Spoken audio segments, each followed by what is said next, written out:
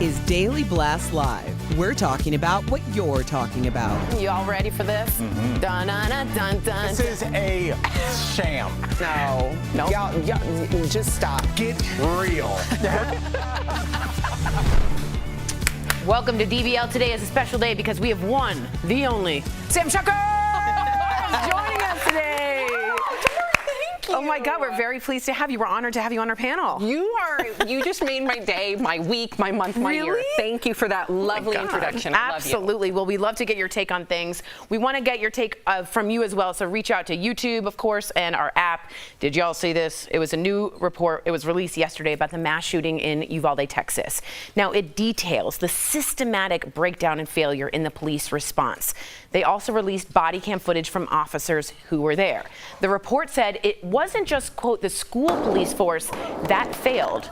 Whoa, excuse me for that. We should have had a quick warning, but there were almost 400 state and federal officers who were on scene who waited for over an hour to confront the gunman. The video also shows how the response was chaotic and slowed down because of both confusion and miscommunication. Take a look. Am I bleeding? Am I bleeding? Am I bleeding? He's shooting in the classroom. He's got victims in there. There's victims in the room with him? A child on the phone, multiple victims. A child just called that they have victims in there.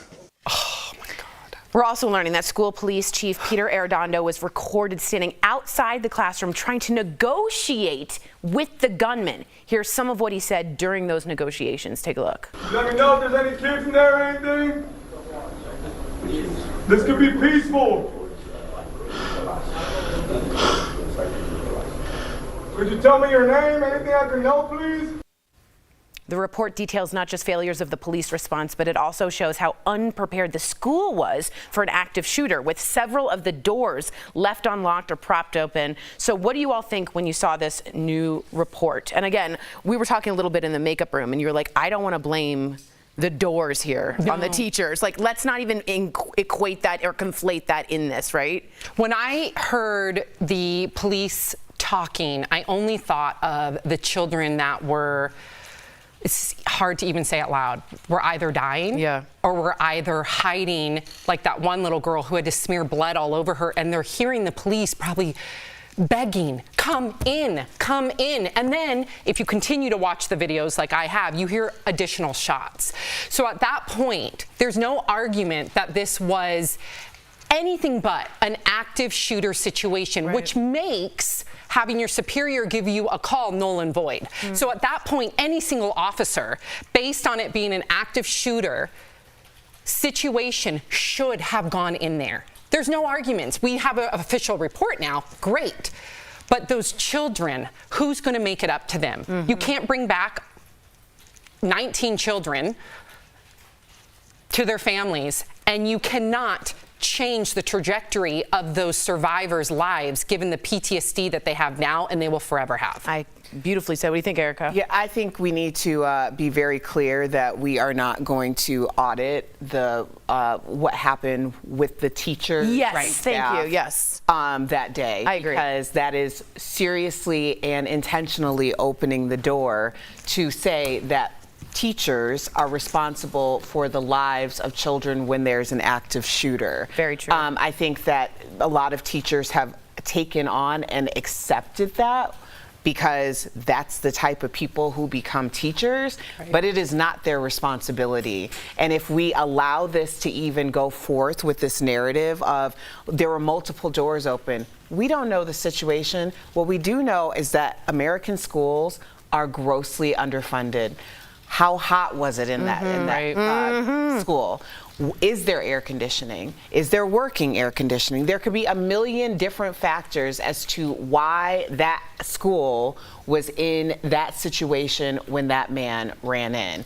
But the bottom line is you have 400 police officers who were actively there listening as each shot meant at least one life. Yeah. At least one life. And it took an 70 hour minutes. for a small group of, and at that point, those officers went rogue. They did. Because They went were told to stand down. That last thing those officers, I'll say it again and again, in their ears as they broached that door, or breached it, I hope I said it right, was do not breach, do not breach. They were shot at, they shot, and they saved lives. That was the last thing they heard. I also just want to tell you that Arnulfo Reyes, he's the teacher that lost all of 11 students. This is what he said about the police response. After everything, I get more angry because you have a bulletproof vest. I had nothing. I had nothing. And that really summed it up. This is he right here, coming home after being shot, and the entire town stopped by. And you know what, Tori, another layer that we're not speaking about, the fact that there was such confidence initially with their own narrative, where clearly there has been too many incidents to count where they felt the security of knowing that their word is not going to be challenged. For once, we see some transparency, and what is the result of that? It's sickening. Every single one of us, our stomachs are nauseous. So for them, they did not feel like they would have to answer to anybody. How many other incidents happened? Obviously nothing like if to there this weren't degree. cameras, how many else, right? Or How an emboldened. investigation. Yeah, that's exactly right. Wow. Very, very interesting. I talked to my father too, and he was saying I wouldn't be surprised if you see wrongful death lawsuits from some of those to the police. They shouldn't even be working. Yeah. Why are they there? I don't know. Why aren't they fired? I'm sorry. And not paid with leave. Thank you. Please give me a break. All right. There was another mass shooting yesterday. This is the 353rd this year. 3 people were killed, 2 others were hurt when a gunman opened fire at a food court in a mall in Indiana. Police say the gunman was stopped by a 22-year-old Good Samaritan, just a guy who was lawfully carrying a handgun. So what do you all think of this 22-year-old who stopped this mass shooting? Just so you know, the mall itself doesn't allow guns. So there's this like weird feeling of was he lawfully carrying it or not? He did have a permit for it, but the mall is owned by Simon Property Group, and they say no arms. So that's neither here nor there. Erica, what did you think when you heard the story? Well, I'm seriously doubtful that the mall or anyone else is going to come after this gentleman. I think when people say a bad guy is only stopped by a good guy with a gun, and that makes me feel so weird because this is a situation obviously that worked out. But I've done tactical training and applied for my concealed carry, and that feels a lot different when you actually have a loaded weapon in your hand and there's multiple bystanders, and the idea of someone getting hurt or shot by friendly fire or in defense of everyone else is a very real one. I think there are people who have definitely done far more than I and feel very much secure with the idea of if something were to happen, I would be ready.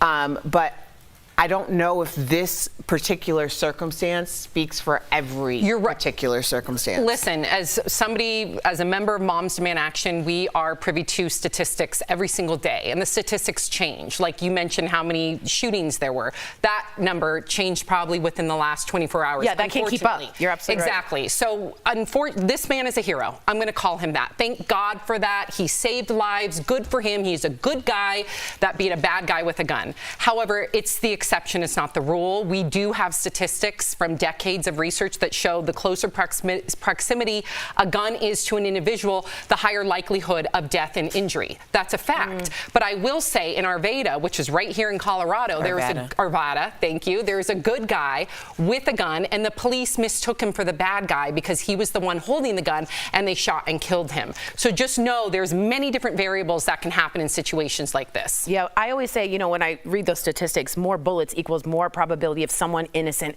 getting shot. To me, it just reminded me, I woke up and I heard this and I'm like, I feel like I'm in the wild, wild west.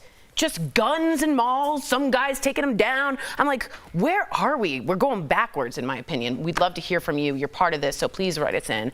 Coming up on DBL, we're changing gears. She is the first Black woman to visit every single country in the world, yes, North Korea included. Jessica Nabongo shares her incredible journey with us. But first, you heard right, J-Lo and Ben, or Balo, that's not good. Is that what it is? No, it's not. They are hitched, and we'll show you the surprise Vegas wedding after the break. Closed captioning provided by It's so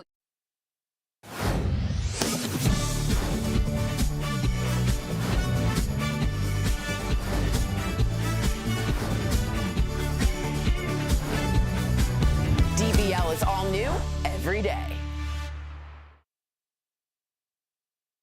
Baylo. Hey, what's going on, everybody? People are sorry. I'm sorry to move in. I'm totally dumbfounded by the response. I'm a veteran, and my ass would have been there and so fast, but I wasn't there. And that's Brian Felt. First of all, thank you for your service. I did want to ask this. There is a sense, Erica, of like not breaking rank and following orders that is inherent.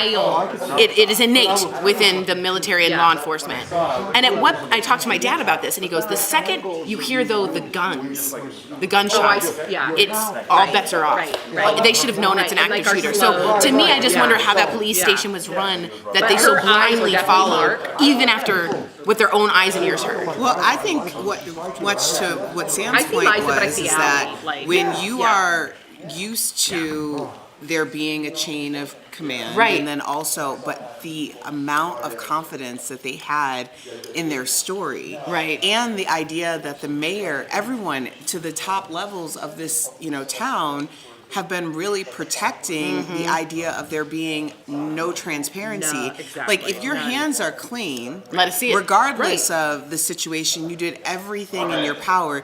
This isn't even a situation where they there were 10 steps taken or 10 steps to take and they took 8. They didn't even get to 1. Yeah, exactly. It's like Ahmaud Arbery. When you saw the tapes, you're like, oh, they were just going to get away with it. They feel confident that they're inept or whatever they do, they know, at least until yesterday, they knew that they were protected by their word, by their narrative, and it was never challenged. You've had a number of Uvalde citizens speak out saying this is the same police force that police their black and brown citizens daily.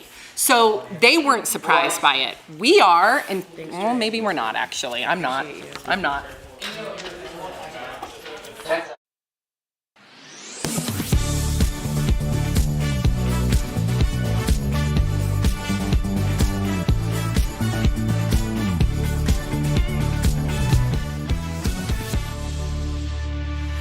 Welcome back. Join us on this roller coaster. We're going to switch gears here to some very exciting celebrity news, okay? It's J-Lo and Ben Affleck. You might have heard they're together, and they tied the knot in Vegas. So 20 years after their first engagement in 2002, they finally got married. J-Lo documented the whole thing in her newsletter, which, by the way, our co-host Al Jackson gets every day. And Jeff. Every day. They do it out of spite, though, which is ridiculous. That's so stupid. Yesterday, she revealed that she and Ben stood in line for their marriage license, normally with 4 other couples, and made it to the little white wedding chapel by midnight. Unfortunately, Elvis had already left the building and was in bed. Jen wore this white dress, which I gotta say, I think is so darling. It's one of her old movies. She looks like Audrey Hepburn. She really has such a cute little style to it, to the chapel. She changed, though, look how darling she looks, into an off-the-shoulder dress for pictures. Meanwhile, Ben wore a jacket from his closet during the ceremony and later changed into a tux right in the men's room. J-Lo's daughter Emmy posed in a pink Cadillac, reportedly used by Elvis. J-Lo shared this photo from bed with her wedding ring on display. Jen also revealed she's taking her husband's last name, legally at least. Erica, what do you think of Jennifer Affleck? I like it. Yes. I like it. I think there was one before, but Wait, what do you mean? One what? Wasn't what's The baseball player? No. Oh. That's how many exes she has. Garner? Jennifer Garner. Oh, there was Jennifer Affleck, right? Oh, there's been another But Jennifer. I don't know. I don't know if she changed her name legally. I will say this, as someone who's been married more than once, changing your name if you're doing it for the first time is very symbolic. I changed my name, and I mean, I still go by my maiden name, but professionally, but I changed my name. It was something that was like me signaling not only to myself, but like to my family and everyone who's been around me for this journey that like, this is it. This is it. This is it, right? It means so. I think it's beautiful. I mean, you know, you get a second chance at love, and that's an amazing feeling. That was happy for her. Yeah, first thing I thought was second chance. Right. Second chance for both of them. And I've always appreciated Jennifer Lopez. I have not become a diehard fan of hers until I saw Halftime. If you guys have not seen Halftime on Netflix, oh yeah, my about the Super Bowl. Yeah, no, it's about her journey. It's about her journey, but yes, you do get to see her path to the Super Bowl. However, you see someone, and I've always known she had a killer work ethic, lots of talent, but you see it to the point where you cannot watch that documentary and not have mad respect for her hustle. Yeah. And no pun intended, the movie, but also because of she's just so talented. And what I loved most is how she treats her crew. In fact, she has the same crew for over 2 decades. That speaks volumes to the culture that she instills, right, in their work environment, on her loyalty. I'm sure if the pay wasn't good, they would have bounced. So for me, I'm like, this woman has gotten such a bad rap of being a diva or marrying all these men. Who cares? At the end of the day, she works hard, she's a good mom, and she's kind. That's all that should matter. Amen. I've seen a lot of behind the scenes where she was a dancer with Janet Jackson in Living Color, where they do the whole thing full out, and she goes, again, and then they do it all out. People are bleeding. Again, and you're like, oh, she's an old school dancer that just doesn't stop. The work ethic blew me away. But does anyone else think they should be the spokespeople for Affleck? What? Maybe for millions of dollars. Affleck. I know. Affleck. Who's more mad than anyone? Elvis. You know, Elvis woke up the next day. Yeah, he missed a big and was moment. like, wait, what? I was going to marry Jennifer Lopez and Ben Affleck, and nobody woke me up? You're totally right. He's like, great, that was a loss. All right, coming up on DBL, Affleck, a woman's journey across the world. This is incredible. We are joined by Jessica Nabongo to tell us about touring the globe. Stick around for this one, y'all.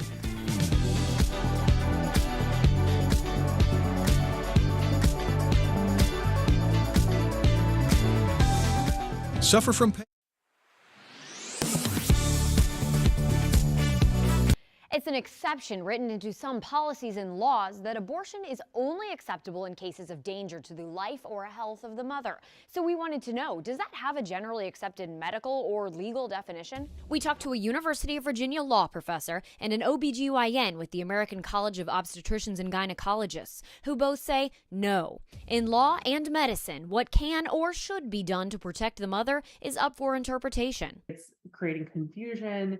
It's unclear how people are supposed to abide by these laws because they're not written in language that makes sense with the reality of how medicine is practiced. And Dr. Jennifer Villavicencio says she worries because there's no clear definition of when a pregnant patient's life needs saving. Every institution is going to look at them and risk analysis them a little bit differently, and people are going to be harmed because doctors are not able to offer the full complement of care unless somebody is on the brink of death. Professor Naomi Khan says the laws can give authority to physicians to determine when aborting a fetus is life-saving for the parent, but then it could be up to the courts to determine if the doctor was right. It is still possible to face prosecution, so to be tied up in the court system. I think the problem will be that physicians will be worried about being prosecuted unless they have engaged in extensive documentation of just what supports their beliefs. Dr. Villavicencio says even if there were a clear line to cross, she wouldn't want to get that close. We do everything that we can to prevent people from getting so far to a point where we can't bring them back. And I'm very concerned that these laws are going to push us to wait and wait and wait, and that people are going to be harmed or die. Dr. Villavicencio says fetal health is important, of course, in a pregnancy, but her patient is technically the parent. With your Verified, I'm Abby Larico. Welcome back to DBL. She visited 8 countries by the time she graduated from high school. Now she's the first Black woman to visit every country in the world. We caught up with world traveler Jessica Nabongo earlier. Take a look. Okay, Jessica, you are inspiring me. So what inspired you to become the first Black woman to, on record to visit every country in the world? Well, thank you so much for having me. So really, my inspiration came from my parents. I'm from Detroit. My family is from Uganda, and they have been lovers of travel since I was a child. And so sometimes they took my sisters and I with them, and sometimes they left us at home and went with their friends. So it's just something that was instilled in me at such a young age, and really just normalized. Even if we were doing domestic trips or international trips, we always went on vacation. Can I just really quickly comment? If you look at the photos, they look like models. Yeah. Like, who's taking these photos? You look like you're like perfect for Vogue magazine in these pictures. Well, thank you. You know, it's really a variety of people. Sometimes some of the friends that I travel with happen to be photographers, but they're really just my friends. And then other times it's like my tuk-tuk driver. So it's really just, it runs the gamut. That's amazing. That is good. Jessica, so excited to talk to you, more so than half the celebrities we interview. I probably shouldn't say that. But out of all the 195 countries in the world, which is a great piece of trivia, you've been to 50 of them more than once. How has this changed your view of the world? Because I've only traveled a fraction of what you have, and it's really changed how I view things and people and cultures. How has it changed you? Yeah, absolutely. I think the biggest change for me is how I look at strangers. So I've been to 89 countries solo, and the biggest lesson that I've learned through all of my travels is that most people are good. And it really has made me question, you know, the assumption that a stranger is bad. I think of myself as a good person, so I don't assume someone is bad simply because I don't know them. So for me, that means all the fear of traveling alone and fear of traveling abroad is gone, because once you're not afraid of people, what is there really to be afraid of? Wow, that is amazing. Let me continue on that. As a Black woman traveling alone, and you went to 89 countries, were you ever concerned in that way, if that makes sense? And I hope I said that graciously as well. No. So I was never concerned about traveling as a Black woman. Honestly, for me, you know, obviously Blackness isn't a monolith, and how we'll receive changes depend on your skin tone, etc. For me, I am visibly African. So the issues that I have are really with immigration more than anything else. Sometimes U.S. immigration thinks my U.S. passport is fake. Or like if I'm using my Ugandan passport, then people think that I'm trying to overstay my visa in their country. So for me, it's really more of that. But once I'm in the country, I don't have issues. Like, you know, even if there's some little bit of racial things here and there, it's not enough for me to disrupt my vacation or like me seeing a new country. Wow. Absolutely. What country would you recommend to viewers traveling abroad for the first time? Maybe something that's not so known, like, hey, we're going to go to Europe. What country would you recommend? You know, it's always tough because I think people have to go where they feel comfortable. But what I would say is I love the African continent. I'm Ugandan. I might be biased, but I think it's the best continent in the world. But I think some easy places, Uganda, Kenya, Tanzania, Ghana, I think those are really easy places to jump into for your first time. And they're all English-speaking countries. So for Americans, I think it's really easy. Great tip. So one of your tips for people who want to travel is to chase the deal, not the destination. Can you explain what you mean by that? Yeah, because a lot of people obviously are concerned about budget. And to that end, obviously, I get it. Chase the deal. To travel means just to leave your house. Tickets get expensive when you're like, okay, I need to go to this place on this day, right? That's when the tickets aren't going to be flexible with pricing. But if you just want to get out of your house, you can sign up for websites like theflightdeal.com, secretflying.com, and they send out emails every day with travel deals. So it might be, you know, New York to Bolivia for $300. And really quickly, one fun thing that I will let you guys know is the audiobook came out on Tuesday.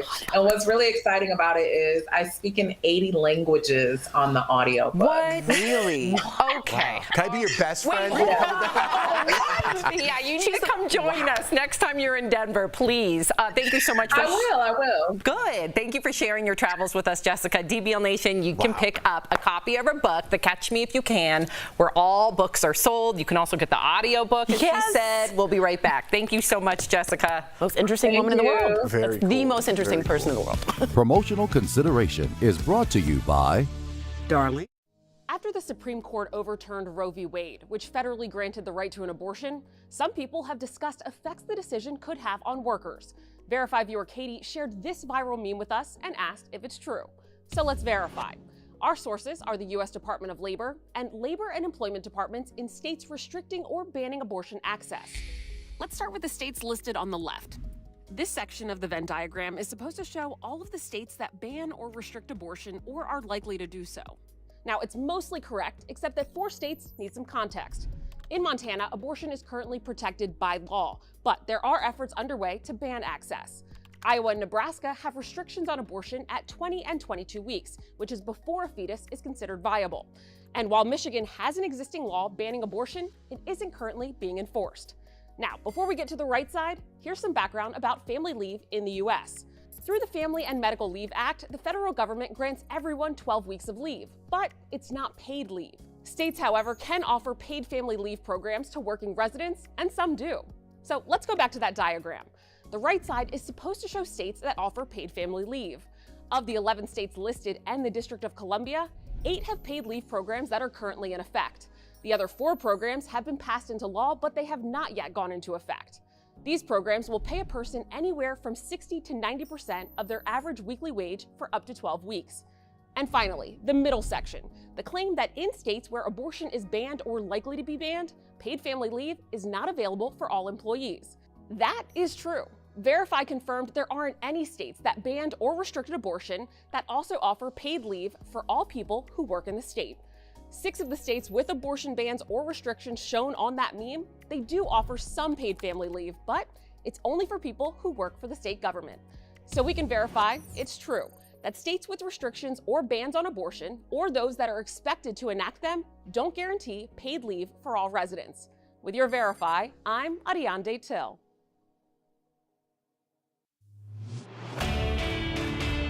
Abortion is now illegal in many states, and this sets up a battle between anti-abortion states and pro-choice district attorneys and prosecutors. States like Texas looking to ban abortions, with DAs in Dallas, Austin, and San Antonio promising to turn a blind eye.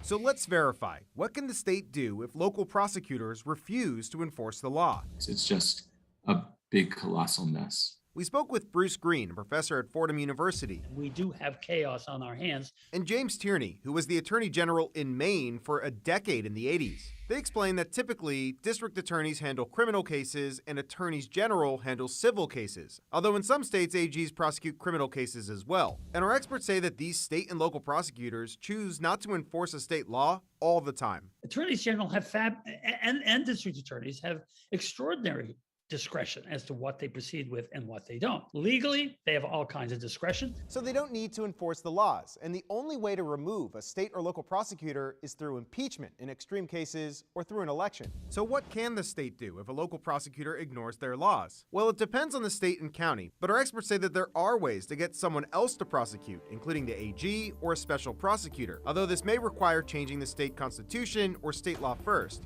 With your Verify, I'm Evan Cosner. All right, welcome back to DBL. I do have to ask you this question about Bennifer or Balo, as I have coined. Good job. Do you think they will last?